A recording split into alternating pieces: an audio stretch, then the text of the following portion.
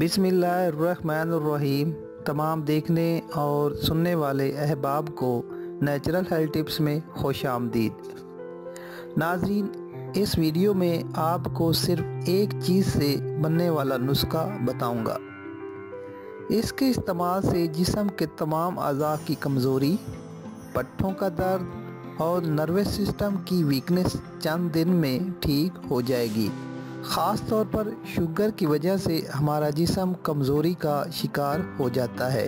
इंशाअल्लाह इस नुस्खे के इस्तेमाल से जिस्म में चुस्ती और ताकत आएगी और वो सारे काम जिनको करने से आप कतराते थे, अब आपके लिए उनको करना कोई मसला नहीं होगा। नुस्खा बताने से पहले आप सब दोस्तों से रिक्वेस्ट है कि प्लीज़ आप मेरे चैनल को ज़रूर सब्सक्राइब करें। करना आपने ये है कि पंसारी की शॉप से दार हल्द के नाम से मिलने वाली एक बूटी लेनी है।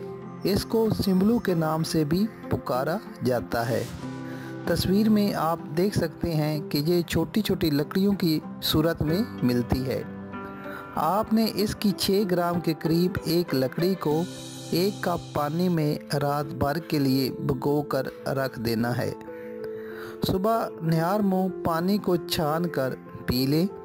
8 से 10 दिन आप इसको इस्तेमाल करें। आपका सुस्त और नकारा जिस्म भी सेहतमंद और चुस्त हो जाएगा और आपके तमाम फेलियर अज़ा पहले की तरह एक्टिव हो जाएंगे।